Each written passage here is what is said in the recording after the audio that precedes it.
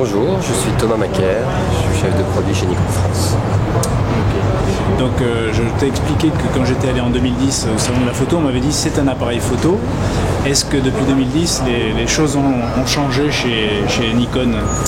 Alors la vidéo chez Nikon a commencé il y a un petit bout de temps avec le D90, c'était le premier réflexe au monde à proposer des options vidéo. Depuis le D90, il y a eu des nouveaux boîtiers chez Nikon, on a toujours augmenté petit à petit les capacités en vidéo. Et là, avec le D800 et le D4, on fait vraiment un pas en avant dans la vidéo destinée aux professionnels. D'accord. Mais un pas en avant, ça veut dire, est-ce qu'il y a une décision, une volonté d'être un acteur dans la vidéo?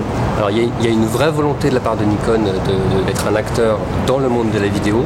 On sent que ce qui est apporté sur le D4 et le D800 répondent à des attentes vraiment très précises d'utilisateurs de réflexes qui faisaient de la vidéo auparavant, mais qui, sur certains points, je prends par exemple le retour casque, par exemple, qui n'existait sur aucun boîtier avant, vont pouvoir trouver aujourd'hui dans un D800 ou un D4 des vraies réponses par rapport à leurs besoins. D'accord. Et votre cible, c'est qui alors? C'est des gens du cinéma, c'est des gens de la vidéo, c'est des photographes qui font de la vidéo, c'est le grand public? Alors on a plusieurs cibles. On a bien évidemment la cible des photographes qui de plus en plus joignent à leur reportage photo des clips vidéo. Donc ça c'est la première cible, on va dire la cible historique pour Nikon. Mais évidemment les vidéastes aujourd'hui se sont accaparés ce mode de prise de vue, cet outil pour réaliser de la vidéo. Et on va toucher donc des vidéastes qui vont pouvoir faire du reportage, du documentaire, du cinéma, de la pub pour beaucoup. Et c'est vraiment une cible qui est assez large mais qui va toujours choisir la caméra en fonction du besoin. On sait que le DSLR va être utilisé soit pour des productions économiques, soit pour des problèmes de compacité, enfin des besoins de compacité.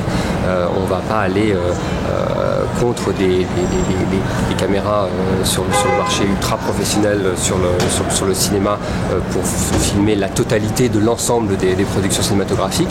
Mais on sait que le DSLR répond à des besoins et on a vraiment envie d'être présent sur ce marché-là. D'accord. Et aujourd'hui, donc le boîtier, le D800 et le D4, ils sont ce qu'ils sont, avec des limitations, par exemple en termes d'assistant focus ou d'assistant d'exposition. Est-ce que c'est des choses qui peuvent évoluer? C'est-à-dire, est-ce qu'il y a une oreille attentive chez Nikon? Alors, depuis que la vidéo a démarré, l'oreille attentive est présente. Ce qu'on a aujourd'hui dans un D800, ça fait partie de tout le travail de remontée d'informations qu'au niveau local on est capable de faire vers la maison mère. Aujourd'hui à New York ici, on a des ingénieurs, des designers qui sont présents, qui ont beaucoup écouté les remontées de toutes les personnes qui étaient présentes, qui ont pris beaucoup de notes. Donc on s'attend effectivement, vu l'implication que Nikon a aujourd'hui sur le marché de la vidéo, on sent que ces retours d'informations sont vraiment des informations capitales pour le développement des futurs boîtiers. D'accord.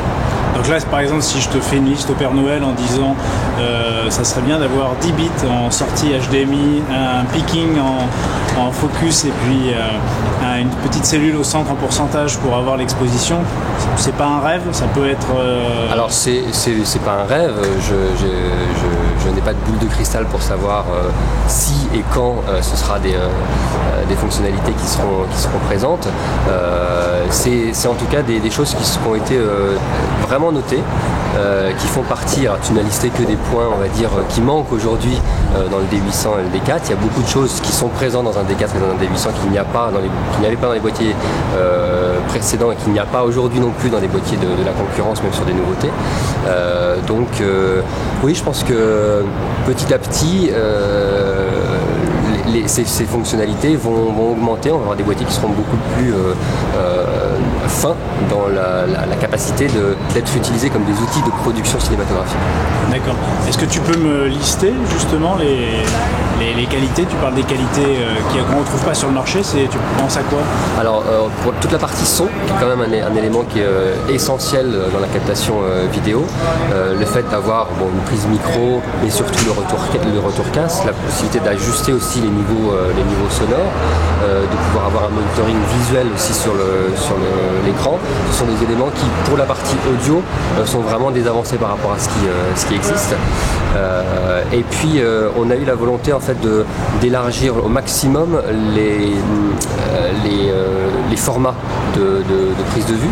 Donc on a la possibilité d'enregistrer des vidéos sur carte, dans un fichier .move qui est d'une extrêmement bonne qualité, notamment quand on commence à monter en sensibilité, on sent qu'on a beaucoup travaillé sur la qualité d'image.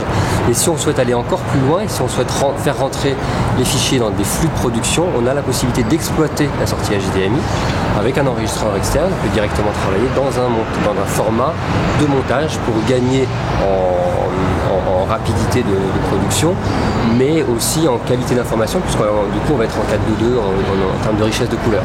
D'accord. Est-ce que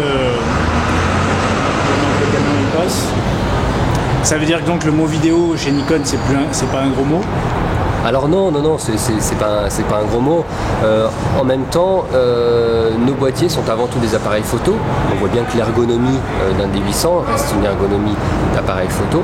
On a essayé de travailler, tout en gardant l'ergonomie de l'appareil photo, d'ajouter des positionnements de commandes qui permettent de rendre la vidéo beaucoup plus facile à utiliser, beaucoup plus accessible. Mais on n'a aujourd'hui pas la volonté de produire ou de commercialiser un caméscope ou un appareil qui serait dédié uniquement à la vidéo. On est vraiment, on s'assoit sur une base d'appareil photo auquel on va venir rajouter des options de vidéo. Ok. Et au niveau de Nikon et des gens qui pensent les boîtiers, est-ce que depuis vous avez des gens spécialisés vidéo qui vous accompagnent dans ce changement Alors au niveau corporate, dans le développement des produits, c'est évidemment là que tous les produits sont pensés, et qu'il y a effectivement des informations beaucoup plus fines aujourd'hui sur les besoins, la manière de réaliser et comment produire des appareils qui intègrent la vidéo. Et puis même au niveau local, chacun des pays de Nikon s'équipe de compétences qui sont aujourd'hui plus fines sur la vidéo.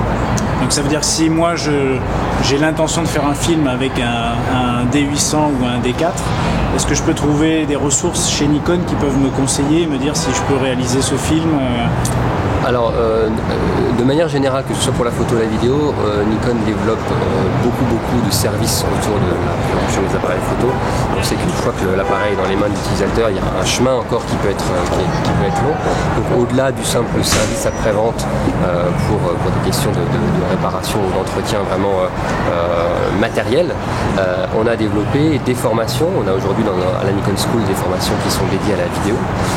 Et puis au boulevard Beaumarchais, au 88 boulevard Beaumarchais, à l'espace Nikon Pro, il y a une personne qui est dédiée pour répondre aux questions, conseiller les utilisateurs dans l'approche de la photo, mais également de la vidéo. D'accord. Et une chose qu'on n'a pas abordée, c'est tu peux me parler de la différence sur la partie vidéo entre le D4 et le D800? Alors le module vidéo est extrêmement proche dans le D4 et dans le D800. C'est deux boîtiers qui sont sortis à 10 jours d'intervalle l'un de l'autre, donc vraiment très proche en termes de génération. Cependant, de par sa conception initiale, le D4 a des possibilités de monter en sensibilité qui sont beaucoup plus importantes. Également, du fait qu'on part sur un capteur qui est moins défini, on aura une option supplémentaire de crop, c'est-à-dire la possibilité de travailler sur une partie du capteur beaucoup plus petit, avec un rapport de multiplication de 2,7. Donc on a, j'ai envie de dire, ces deux éléments qui font vraiment grosso modo la différence entre les deux boîtiers, mais le reste, c'est-à-dire la capacité du retour audio, la possibilité d'enregistrer avec la sortie HDMI, la possibilité de changer le crop en étant soit en format 24-36, soit en Super 35, c'est aussi disponible dans les deux boîtiers. Donc c'est vraiment deux boîtiers qui sont très proches l'un de l'autre.